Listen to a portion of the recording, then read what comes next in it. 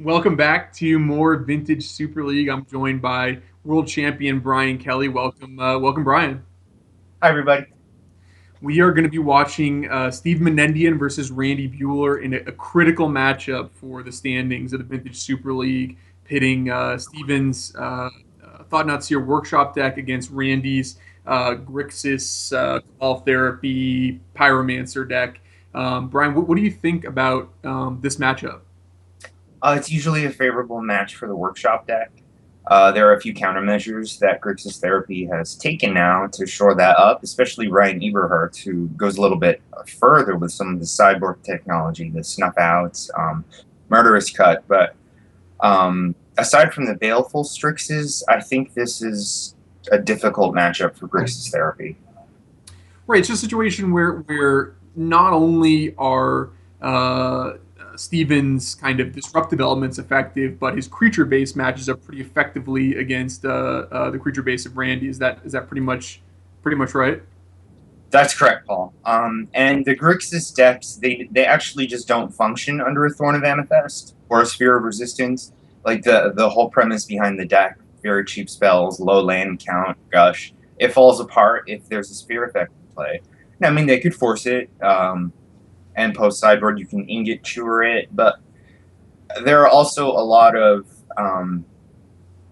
counter spells that don't really apply in the matchup here. I think Randy's not maxed out the way I've seen some people with their Grixis Therapy lists like go really all in on the Pyroblast and the Fluster Storms.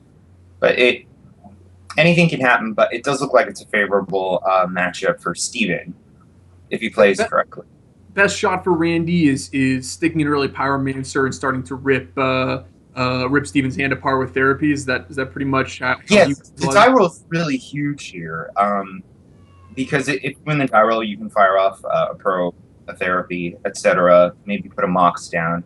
You lose the die roll, it really can just all fall apart with a thorn, because you can play a land. It might have to be a dual land, and then you'll tap it. Maybe play a mox. Maybe you have to tap a dual land to play a Gitaxian probe, and then it gets wasted, and you're really behind all if it starts like that. Mhm. So And from Steven's the perspective. young Pyromancer doesn't have the kind of celerity that it's known for when there's a Thorn effect in play. You don't really get to rapidly generate tokens when you have to invest much mana each time. What is Steven trying to do? He just wants to stick one of his thorn pieces as quickly as possible and then just sort of ride that to victory. Yeah. Mm-hmm. Mhm. And we see his deck here. Obviously, he's got the classic four thorn, four sphere, fully powered up. What you would guess would say is now sort of the traditional version of workshops in a post golem restriction world. Yeah, it's absolutely correct. It's very similar to the traditional workshop decks that we used to see prior to the restriction of Lodestone Golem. And now that the Golem is restricted, they've just replaced it with four Thought-Knot Seers, which, although there are some difficulties in casting the Thought-Knot Seer because you can't cast it with a workshop and sometimes he's in your hand, if you resolve the Thought-Knot Seer, like if you happen to have the mana that can get him in play, I think he's stronger and more difficult to deal with than the Lodestone Golem. Like the thing Lodestone Golem had going for it is that it was completely um, synergic with your mana base, the Workshop, Mox, Golem. Here, if you happen to have Ancient Tomb, 2 Mox, and the Thought-Knot Seer is really difficult to deal with because if you have an answer to it or you're trying to execute a game plan, the Thought-Knot Seer will just take it out of your hand. And then you can't deal with it with mass artifact removal like Ripple's Recall or Pulverize or the kind of measures we've seen in the past to deal with workshops. Instead, you have to diversify your removal suite, which means when there are 2 spheres in play or a Trinity sphere, you might have the Swords of Plowshares in your hand. Um, when there's a Thought-Knot Seer in play, you might have an Ingot Chewer in your hand. So it actually makes it a lot more difficult for the blue player. Yeah, and Yeah. we're about to head down to the match. I'm excited to see potentially the Witchbane orb coming into play, which shuts off just a huge chunk of Randy's disruptive elements and Yeah. some of his Um, draw with Taxiing Probe as well.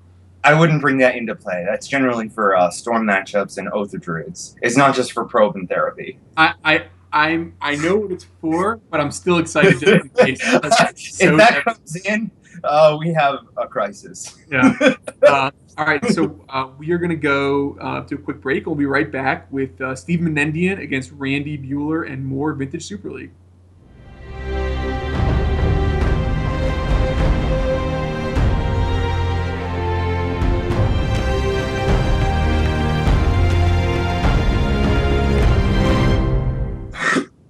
And welcome back to Vintage Super League. As promised, Steve Menendian against Randy Buehler. Looks like Steven's clock has run a little bit here, so I'm guessing that he is on the play and has already chosen to cap, and Randy is currently deciding with his hand. What do you think about the opening hands, Brian? Um, what we see here is that Steven is going to lead with a workshop and cast a sphere of resistance, and then the game will end. Yeah, I mean that's perhaps a reductive description, not accurate, but not inaccurate. Maybe he'll play hangerback and be sporting. No.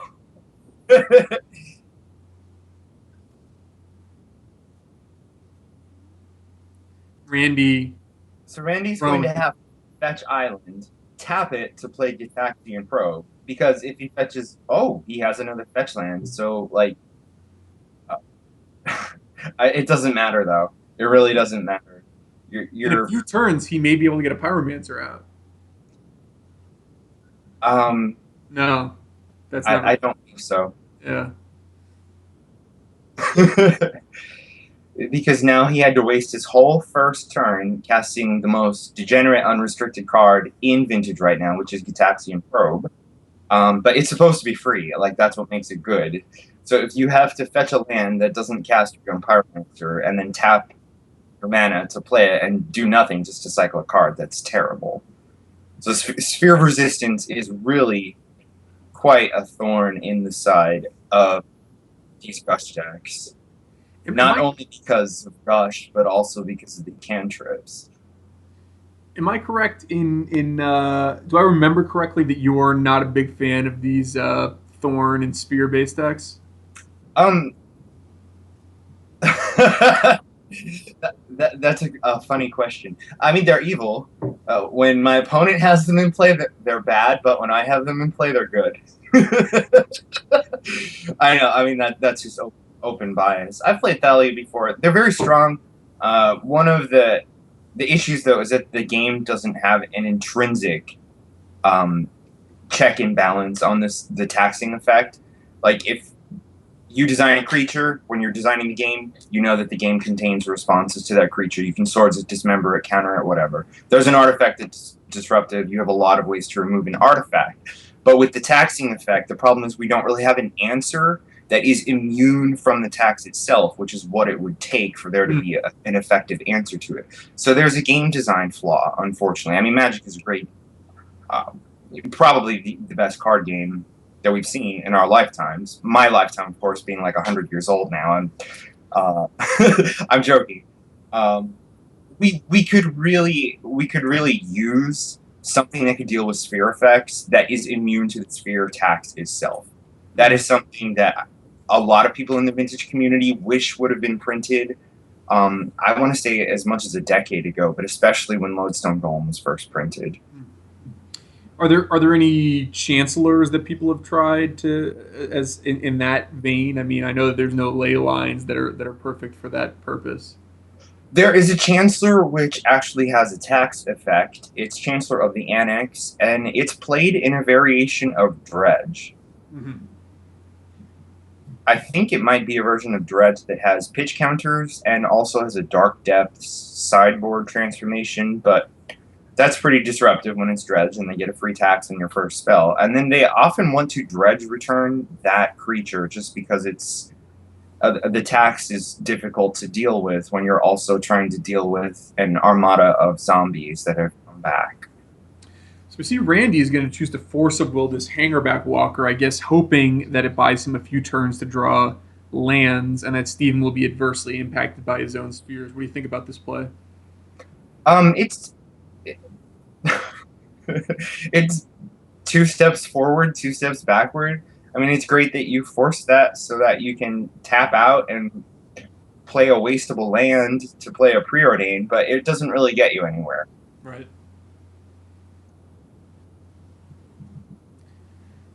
It's like standing at the top of a building during the zombie apocalypse and picking a few zombies off with like a high powered sniper rifle. It's like yes, you are killing some zombies, but the apocalypse is coming. Exactly. Excellent analogy, Paul.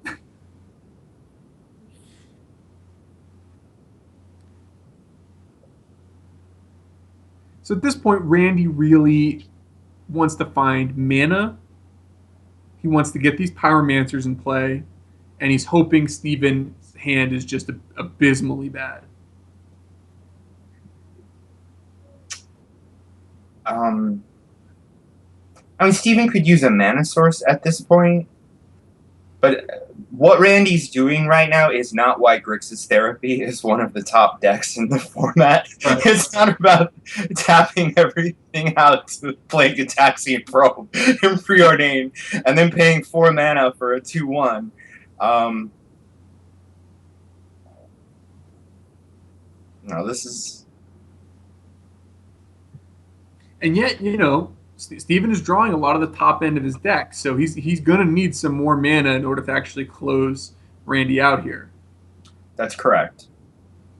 So Steven has to decide whether he's going to play Revoker just to have some muscle on the table, because Randy is one land away from playing a young Pyromancer, and a young Pyromancer, of course, tends to completely litter the battlefield with tokens, and I don't think it's going to work that way. As you can see, it's from my background, it's getting a little darker here in Arizona. I think it would be tomorrow morning before the battlefield was littered with tokens with two spheres. Yeah, it'll be a while. I mean, Randy has drawn and preordained very well. He's managed to find a lot of land, and Steven has strangely gotten rather mana screwed. Um, okay, I don't know about that play.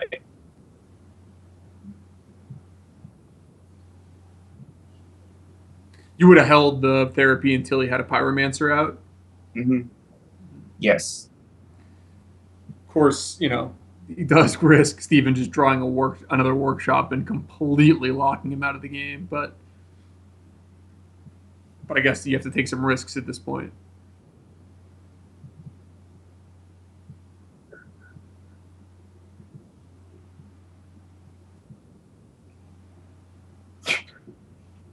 Wow, really strong draw there for Steven. Much. Yeah. I guess Soul Ring is probably the best draw. That's a close second.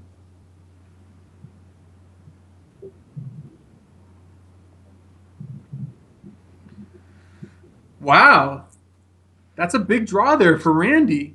The only thing you want from it though is 2 lands and a ponder or something. I don't know if it's really that great. Well, he's going to be able to get the first young pyromancer. I mean, he may be able to dig out of this if Steven stays kind of mana screwed. But there are some paths here for Randy now that we see. Yeah, definitely. Where a few turns ago he had no reasonable path to victory. A combination of Steven drawing the top end of his deck and Randy using cantrips to find a ton of mana has at least given Randy some glimmers of hope here. And that was a good play to put the Pyromancer down first. Randy might pull this out, and Steven will be wishing that those were thorns instead of spheres.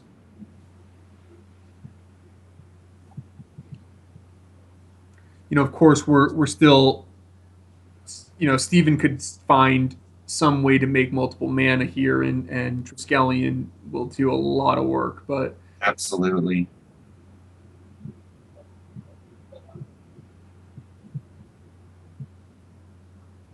I suppose I would name Dak Fade in this position. I don't. because yeah, good call. You never know which accelerant you name with it, and then you find out that you end up drawing it. Like if Steve were to name Soul Ring or Mox Sapphire or Mox Jet, a lot of times there's some karmic justice where that ends up being the top card on your library. Could blind name a fetch land. It wouldn't have any effect because the Revoker's not actually like a pitting needle.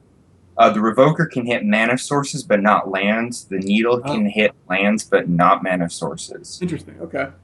We'll leave it up to the audience to decide which one was a bigger design mistake. It's not the Needle. The Needle was fine. So Randy with the decision of whether or not to fire off one of these card draw spells or get greedy and try to get another Pyromancer into play first. I kind of like getting greedy. Um, they're both plays are greedy. Although, if he plays Pyromancer and Steven draws a way to make 2 mana, it's going to be an ugly turn. the um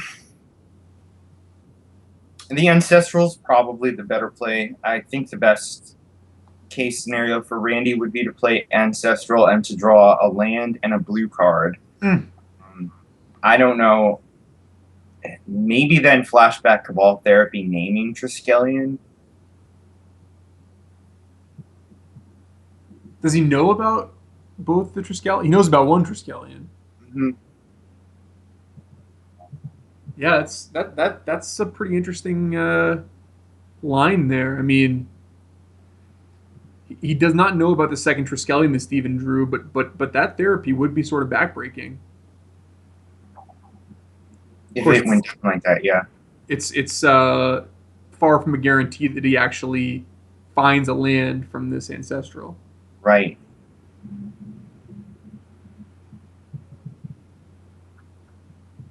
Oh He's, my. he's gonna just have to pass the turn here. Well, that's the price you pay for having such a good matchup against blue. Ah, Steven with another kind of poor draw. terrible. Just terrible. Because those Triskelions are gone next turn. Yeah, and this match is totally flipped. Randy went from a It's situation that looked completely horrible flipped. to now, unbeknownst to him, he's gonna rip Steven's hand apart with this therapy next turn, assuming he goes for it. Mm-hmm. Those were some terrible draws. Yeah, really kind of amazing how this developed. That That's terrible. six turns ago, Steven had a Mishra's Workshop and a Wasteland for lands, and now he has a Mishra's Workshop and that Wasteland for lands. He just never found that additional land to go with the Mana Crypt and the Mox to be able to start firing off Triskelions. So, And this is Exhibit A, why Sphere of Resistance is fair, while Thorn of Amethyst is broken. right.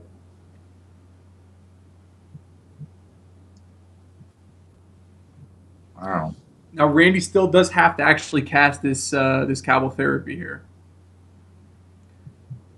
I assume that, given that he has no other way to stop Triskelion from coming into play next turn, that he's gonna Randy will have written down Steven's hand and be well aware of at least the first Triskelion. Right.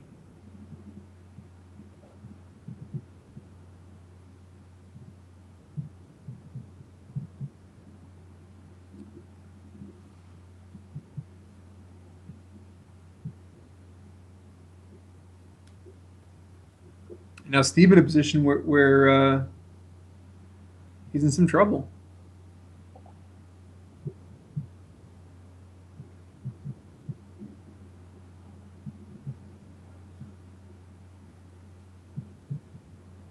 Kind of interesting how quickly Sphere can pivot from an asset to a liability. Mm-hmm. Although, of course, with the quality of Randy's hand, if Steven didn't have the Spheres in play, he would soon be Right. buried. So So he can tap out to play Monk Sapphire, which will get revoked next turn. Unless Steven draws Monk Sapphire. but he's stuck because this is now we see kind of one of the weaknesses of the shops decks coming into play, which is that um, they kind of need all of their pieces, right? They kind of need the mana, the disruptive elements, and the fat or the finishing or the creature elements. And so, um, with Steven kind of running bad for a few turns, they're unable to draw additional mana sources. Now he's kind of drawing into the wrong part of his deck, and Mm-hmm. Randy, in an ugly, inefficient way, is going to be able to just bury Steven in cards. Maybe.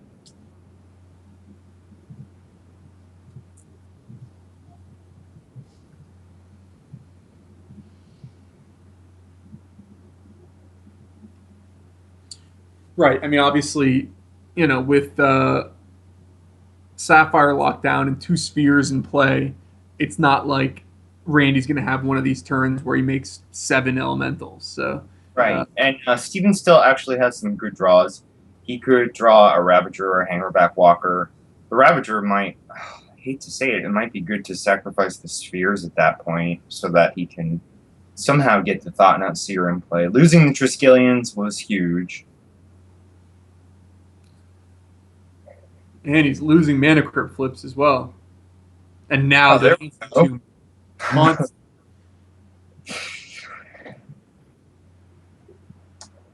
So this is a reservation that some shop players have had about Thought-Knot Seer, that it's so good, but sometimes you can't cast it, even when you have 8 mana in play. Mm.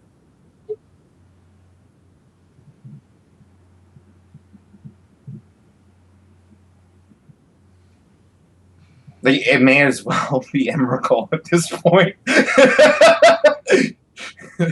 Colossus of Sardia or thereabouts.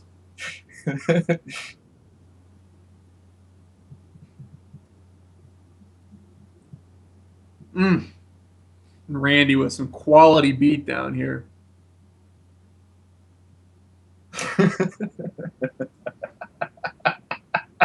I don't even know what to say about this. It's like watching someone get annihilated now by Grixis Therapy in really, really slow motion. Are you familiar with the Boston molasses disaster? No, In care the to I want to enlighten. I want to say in the early 19th century, although maybe I'll be corrected here.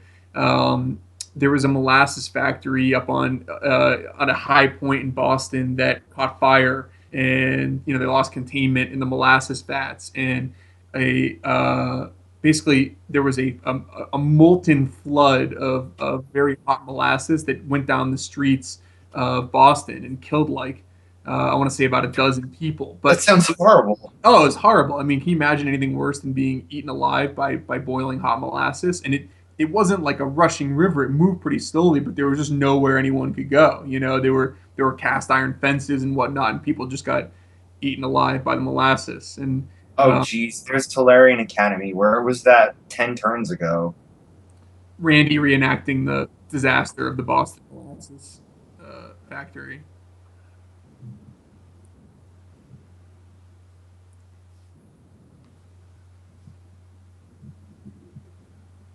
And this Really, is good. Although I like Steven. I don't want Randy to be 0-5. I really don't want Randy to be out of the league because so instrumental in recognizing it.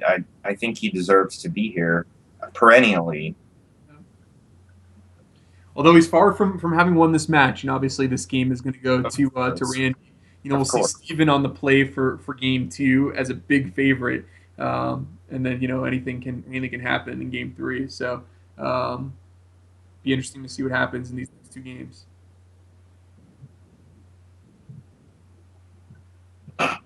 I can't believe this. I'm gonna grab a light.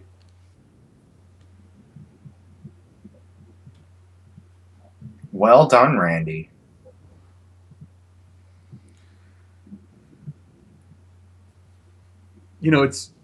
It's funny to call it an incredible comeback, but it really was. It was really an incredible comeback given the Very situation. much so. It was against all odds. I very rarely do I see shops get that mana screwed. Yeah. Uh, And we've certainly seen Randy catch the underside of variance for about 4 weeks now. So maybe he was saving a lot of his good luck for that one game.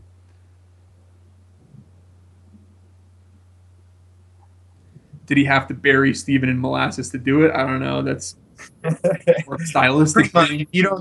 if you don't spear them out, they just destroy you. Right. That deck is really, really good. Grixis Therapy. I find it terrifying. And now Randy, we see with some of these countermeasures. Obviously, he had the Strixes. We have see Snuff Out. A lot of these um, rock solid cards. But with the opening hand, Workshop, Sphere, Tanglewire, perfect hand from Steven. A Chalice for 0 if he wants it. Nice A good hand for hand Randy as for well. Randy too. Yep.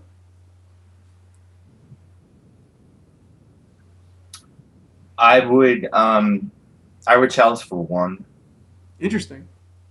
definitely, against Grixis Therapy. Well, uh, if Sphere resolves and you get a Chalice in for 0, isn't that pretty close to game over? I mean, aren't they never going to have enough mana to do anything? It depends. Yeah. I thought that would happen last game. Yeah. And I was wrong, which happens once every century or so. I'm just kidding. I'm totally just kidding. Hmm. Now the general consensus is that you force spheres, right? Yeah, you have to force the sphere because you don't know what follows it. Although probably, yeah.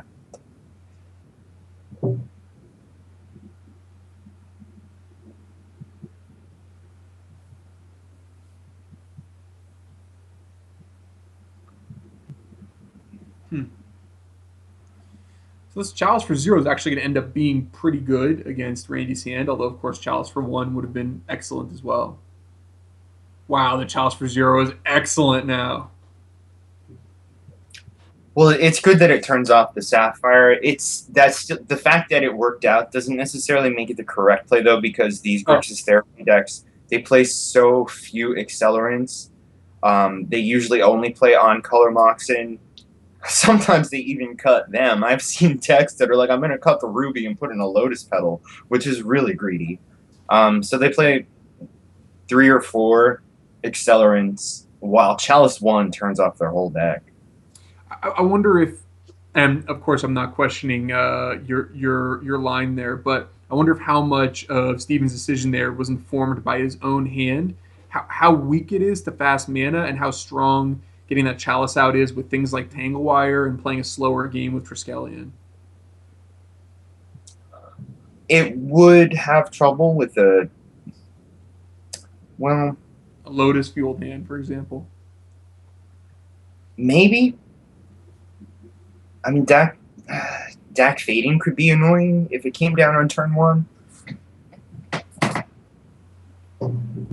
See, this is interesting because Randy wants to therapy him, but if he does that, he has to fetch an underground, which exposes him to Wasteland, and then he will have no mana. Hmm. Maybe that's why he Chalice for 0. He knew he was going to draw Soul Ring.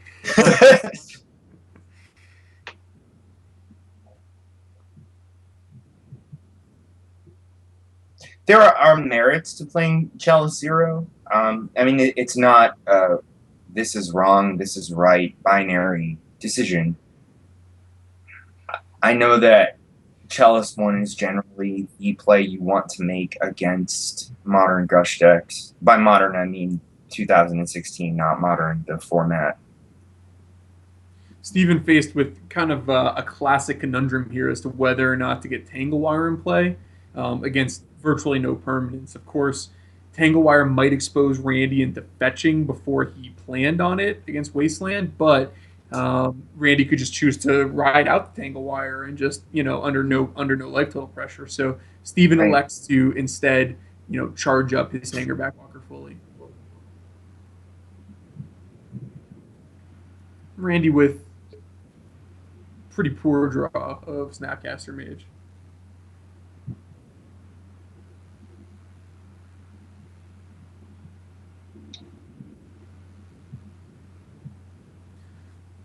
I think he just wants to pass the turn. He could, he does risk just, sticking a Triskelion here, and that's his draw is pretty weak against that. Does he know? I can't recall if he knows about the Triskelion. I believe he does know about Triskelion. Yeah, I don't think there's anything you can really do about it though. You can therapy it, but then you're going to lose your land to wasteland, Right. and you're going to be out of the game for a very long time if that happens. But if you let Triskelion resolve, you similarly are kind of constrained in how your next Yeah, I mean it's bad. You can. If we were playing in a live tournament, I would just confidently cast the Sapphire and hope they miss the trigger. I wouldn't do that. No? That's No, probably, it's different. Um, no, I wouldn't. I never do things like that. is that a vintage etiquette thing or just Yeah, there's more of an emphasis on the community and sportsmanship and everyone having a good time, and on designing decks. mm, And if you're a deck designer and you want to say that I did really well with this deck, the fact that your opponent missed their trigger actually does not prove anything either way about how well what you designed is or isn't. So I would rather win cleanly, so I could say, look at this crazy deck with all of these Dragon Lords in it. It's really good. I didn't have to sleaze anyone out of a win to get there, um, or play the Chalice game. I don't really like that. I Some guess people I do it. I think it's ethically questionable. I think if you have that kind of mentality, there are a lot of different venues in life for you to exercise them. Not vintage Magic, though. I guess I completely understand and respect the specific guidelines that vintage players choose to follow. I would take issue, I guess, with the terminology of sleazing your opponent out of a win by forcing them to know the text of their cards. But I also do respect that different sorts of Magic have different sorts of appropriate guidelines for decorum. No offense meant, Paul. I apologize if you were offended. Not at all. I'm impossible to offend. So uh, at this point, though, you got to try to fire off the Sapphire. Well, isn't it automatically countered on Magic Online? I'm just joking.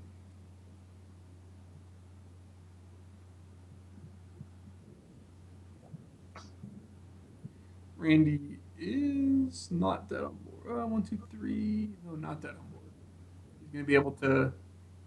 Oh, yeah, no, he is dead on board. Seven, six, five, four. No, he's not dead on board. So he's going to be able to ingot chewer this Triskelion and survive for one more turn, but to what end? I don't know.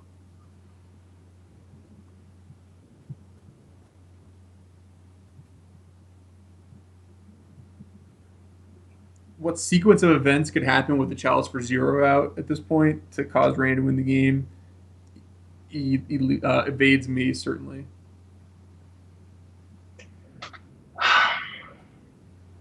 Because most in vintage, the first thing you think about in situations is okay. So first I draw Lotus, and then, but when that's immediately cut off, Yeah, the Chalice Zero is succeeding in shutting off some of his outs. Um, the reason that you played on one is just because mathematically the Grixis decks, they play so few Accelerants compared to other vintage decks. There's no Mana Crypt, there's no Mox Emerald, there's no Mox Pearl, there's there's no Lotus Petal, there's none of that. So Chalice Zero is a weaker play against Grixis Therapy and other Gush decks like Delver than it would be against most of the field. While Chalice 1 is so strong. And I think the fact that it's restricted now puts even more pressure on that decision. Whereas in the past, you can just be like, all right, Chalice 0, I'm sure I'll draw my Chalice 1 soon. Now that isn't the case. Magma Spray would be brutal here, huh? Certainly.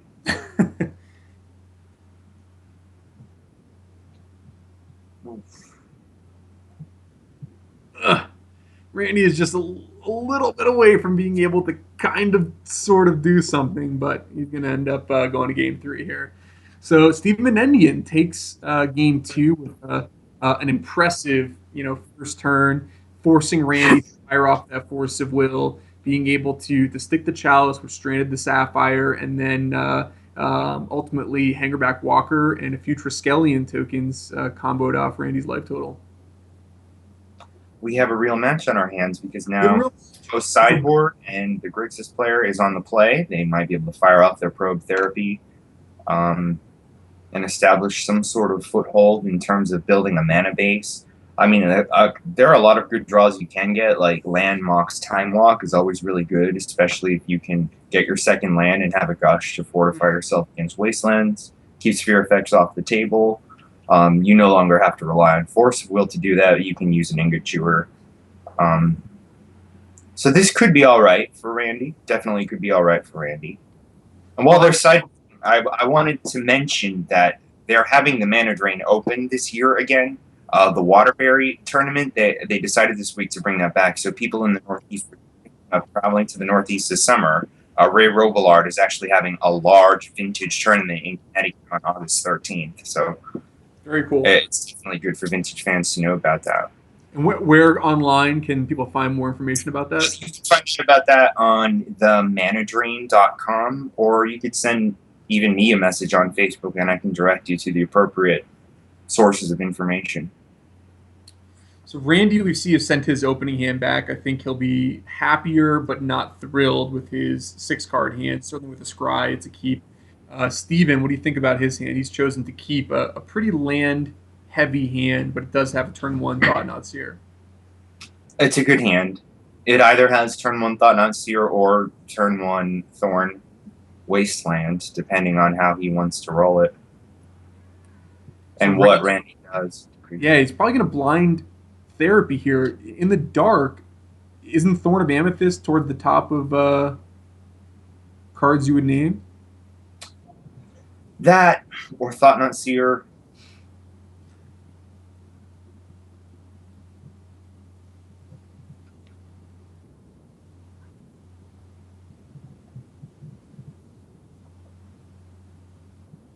This is a critical component of a critical kind of portion of the game already. This blind therapy. Of course, the players don't know what's in each other's hands at this point. Thought-Knot Seer and Thorn are two of the most likely cards to name, but there's a lot of cards that Randy could name that would be a complete whiff as well. And he does name Thorn of Amethyst. So we're going to be left with a situation here where Steven's going to fire off the turn 1 Thought-Knot Seer. It's going to take out Randy's Gush, and then we're in a situation where Steven's going to be on nothing. Randy's going to be on needing to find an answer to a Darkwood Boar. Right, and then Steven will still have the Wasteland and whatever he draws, and his draws after that are all live. And these are these situations that you dream of as a shops player, where your disruptive elements or your pressure elements are phenomenal draws. Mm-hmm. And most of your lands are good draws as well, because your lands are disruptive.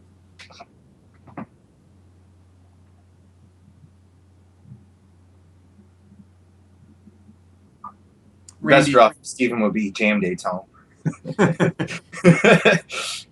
Or for those of you playing Eternal Masters, was it a Messy Tome, I think, is the tome that they have out now.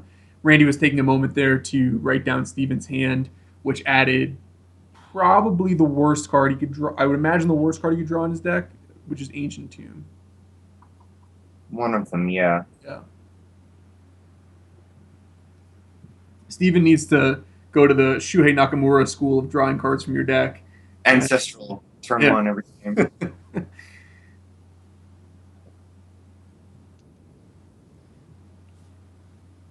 All right, we got a game, ladies and gentlemen. Randy would like to draw Ancestral Recall here. Yeah. Or Young Pyromancer leads to a lot of good turns coming up. That card is so bad. I swear. I really have to cut down on that card even more because I'm finding that having it in my hand is directly contributing to too many game losses. It's really not a good card. I really Just have to go down to like 2, maybe because of 0. the picture, or is No, that? because it doesn't do anything. Like it literally doesn't do anything now. Do you waste here, or are you gonna wait for the volcanic?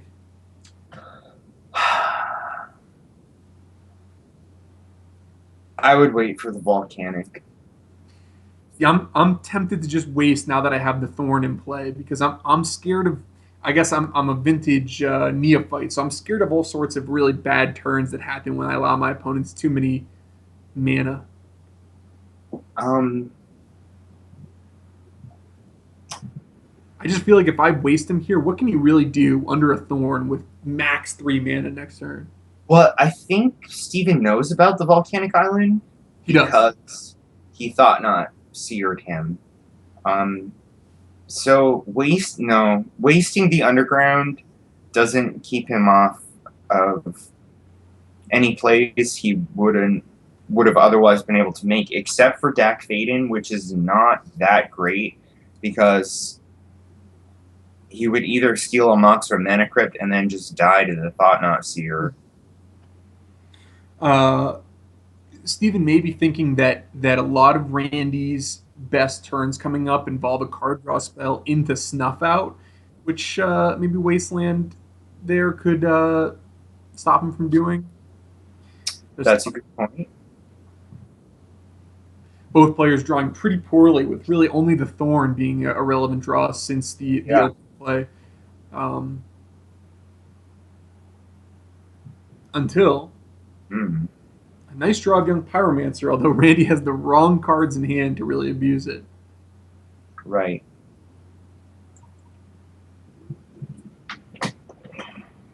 Just so many backbreaking draws possible for Steven.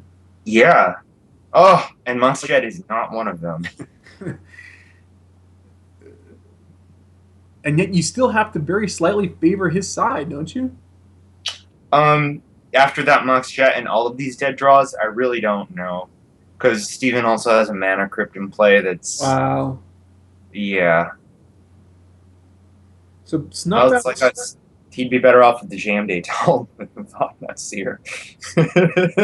snuff out is huge, but does Steven does play Reality Smasher, right? Am I remembering his deck correctly? No, I don't think No. so. I think it's No. just a Ravager Shops deck with Thought Not Seer in it. It's not really an Eldrazi deck. So then Randy can go to 4 pretty safely. Mm. Safely being a relative term. Sure.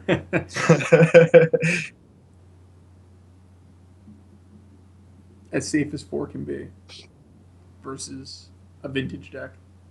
Now, I wonder if Steven boarded in Wormcoil engines. I saw them in the sideboard. They're usually pretty good in these matches. Yes. That would be a brutal draw here.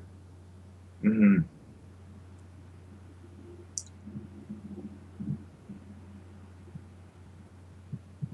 Well, he's going to therapy, swing, and a miss here, but he's going to make sure the coast is clear.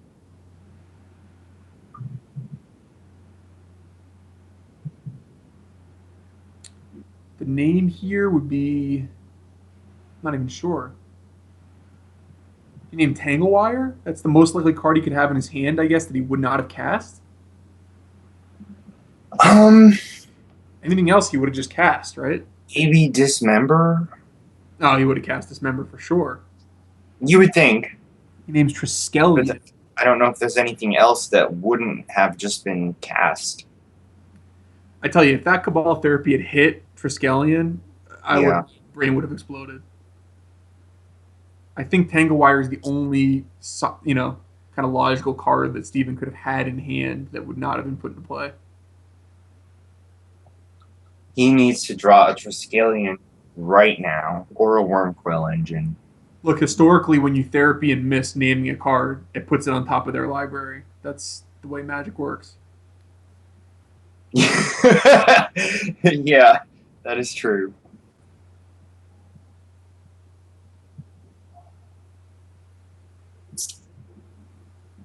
Come on, Triskelion. Hangerback Walker would probably be. Oh!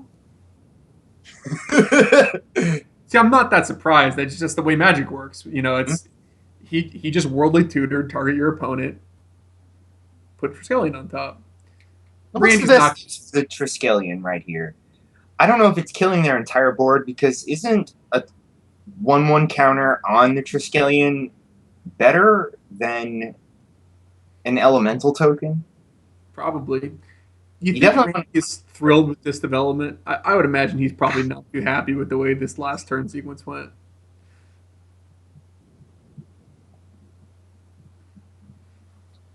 whoa, Although whoa, whoa. Kill the Pyromancer. What's going on here? Sorry. he's trying to, I think, maybe trick him into cracking Flooded Strand or something. That thing needs to go. Yeah, I wouldn't let him on top with it. This game is now very interesting. Mhm. Steven has a very, very risky mana crypt in play, which um, with Randy's, wow, he's gonna let him untap. No, oh no, Yeah, no. yeah. Wants to upkeep it here. Interesting. Folks, that was wrong.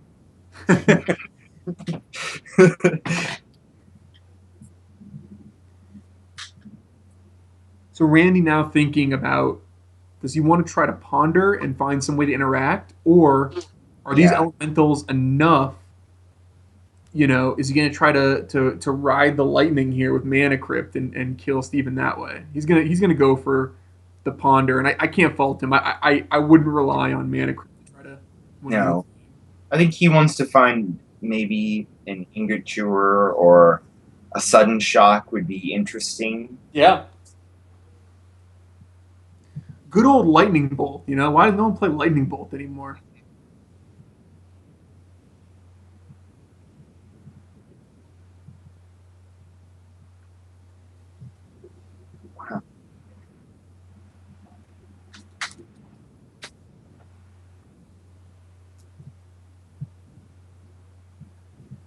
As it stands right now, Randy can survive a few turns.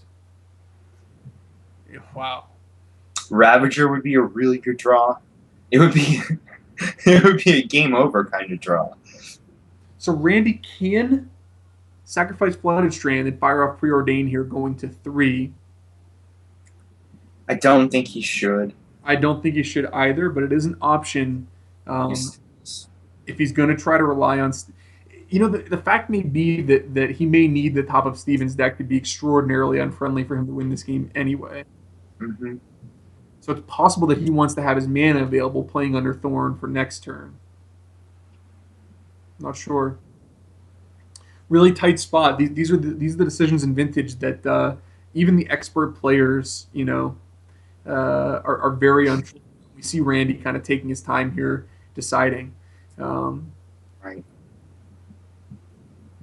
it strikes me that if he's forced to use this preordained to force a will something, he's going to be in a world of hurt. Mm-hmm. Huge flip here coming. Ooh, and he loses the first flip, but then finds Tangle Wire. Wow, I think he would have Interesting. he would have traded those 3 life to find Tangle Wire, Yeah. and Randy's going to be forced to force of will this Tangle Wire.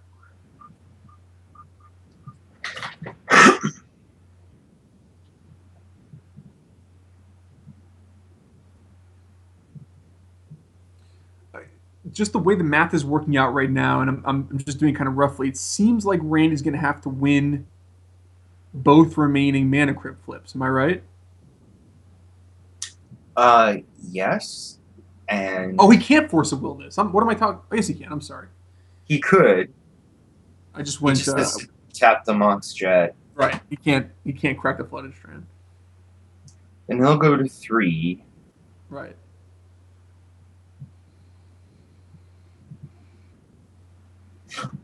I went through the full range of emotions on that force of will.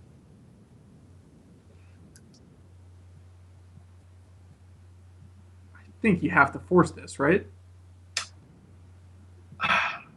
You don't want to, but I think you might have to. That's a good question, Paul. Do you have to force this? Um, Probably, because if you don't, he will kill the elementals. You'll be top down for the turn, or even worse, he'll kill. Yeah, you'll end up tap down for the turn, and you won't be able to deal with the Sit in. Triskelion. Uh, wow. So we'll see what Randy has in mind here. Perhaps I'm missing something.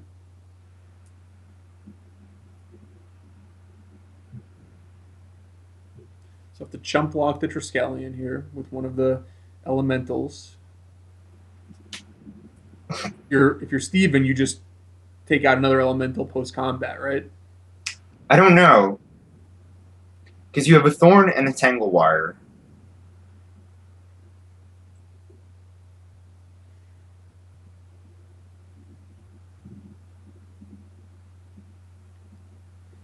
Maybe you don't want to risk losing it to sudden shock. Those types of things, right? Because Randy's probably not going to be able to do much on his next turn. If he taps out to play a Pyromancer, you just kill it with the Triskelion. Well, there's no way he can play anything next turn. Well, he could tap the Elemental, the Flooded Strand, the Underground, and the Mox Jet, and then put down a land. Because I don't know if Steven knows what Randy's hand is. So from Steven's perspective, Randy might be able to play something that costs 1 and is non-creature, or something that costs 2 and is a creature. Mm-hmm. It just seems like it's going to come down to, assuming neither player draws anything, Randy's going to have to win or have Steven lose 2 consecutive mana crypt flips here.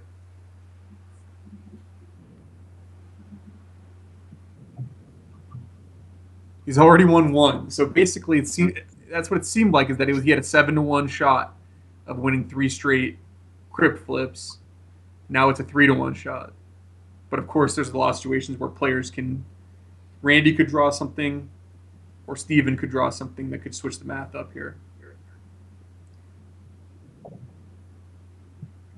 Steven could draw a Ravager, which would take care of the Mana Crypt solution. Sure. And just kill. Mm-hmm.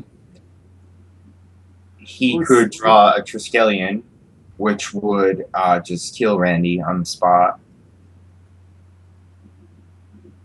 It seemed to me like a lot of Randy's ways to open up parts of his deck involved forcing this Tangle Wire, and now being under the wire, he's really kind of hampered into the ways he can continue to interact in this game.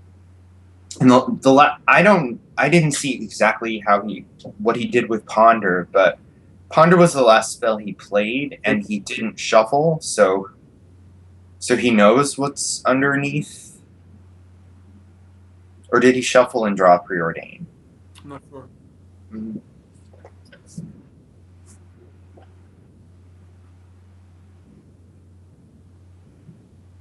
Like I said, terrible card.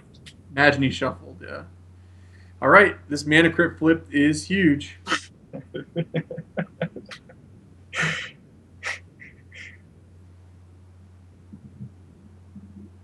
What do you call it here? Tails usually? Either. I always lose. Wow, he loses the mana crypt flip. So we have a draw step and another mana crypt flip that the game is going to come down to.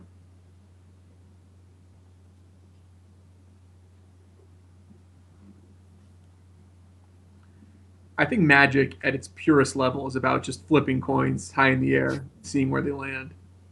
Steven, tough. This is perfect.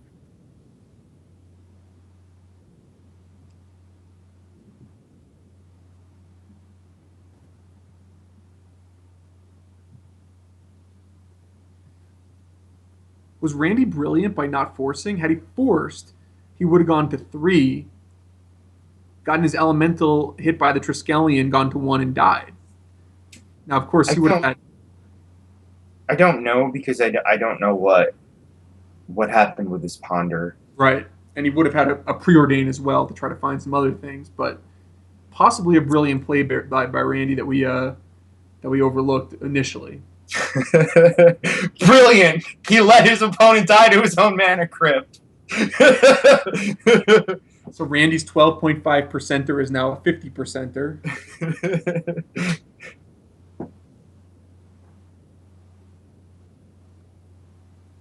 I do like Randy slow rolling Steven here for this moment coming up.